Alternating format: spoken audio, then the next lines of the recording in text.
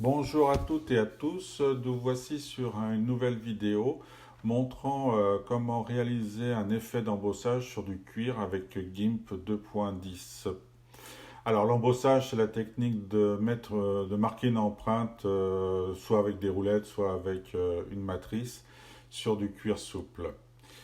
Alors pour ce faire, nous allons chercher une texture cuir qui nous convient, aux couleurs qui nous convient, ainsi que un logo que l'on désire imprimer sur ce cuir. Donc là, moi j'ai choisi le logo de GIMP en noir par transparence, très important. Ne pas avoir de couleur, il faut vraiment que la partie qui soit embossée soit noire et celle qui ne l'est pas soit transparente. Donc là j'ai pris également le logo de Inkscape. Donc là je n'ai pas que du noir et de la transparence, j'ai du blanc. Ce blanc je vais le détruire pour avoir uniquement du noir et de la transparence. Voilà.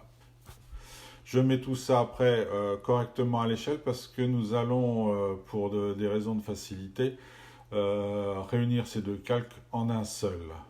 Puisque les opérations étant identiques pour faire l'embossage, je ne travaille que sur un seul calque. Donc là, ce calque-là, je vais le placer tout en dessous puisqu'il nous servira uniquement pour récupérer la première sélection de chemin.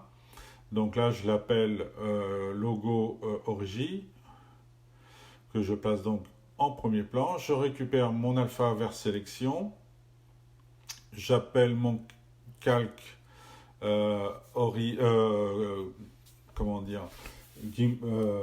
logo 1. Je vérifie absolument que ma couleur de premier plan est bien le noir. Je fais un adoucissement donc de ma sélection de 10 pixels et je vais donc remplir ma sélection de noir. Voilà. Je supprime ma sélection.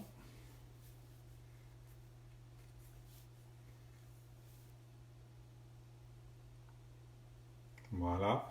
Je vais mettre un mode de fusion lumière douce et jouer un peu sur l'opacité. Je vais descendre dans un premier temps à 70%, 80%. Enfin, ça monte à peu près ce que ça va donner, mais on va y revenir. Donc là, je refais un alpha sur sélection de mon logo 1 que je vais mettre dans un calque logo 2.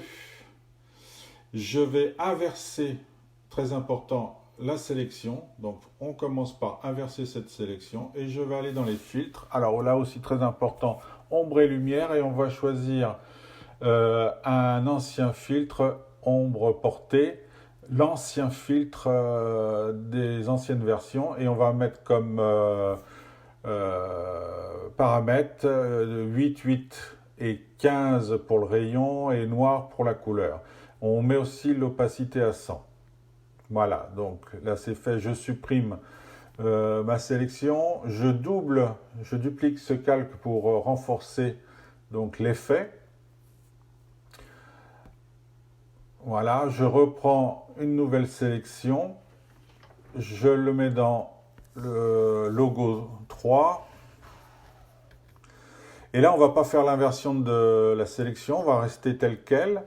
Et on va modifier les paramètres de l'ombre portée, ancienne version, je précise bien ancienne version.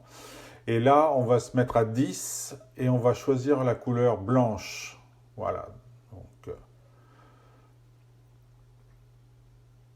Donc là, on a l'empreinte inverse à la noire qu'on va adoucir en mettant un mode de fusion superposé. Voilà. Donc, ce qui adoucit considérablement.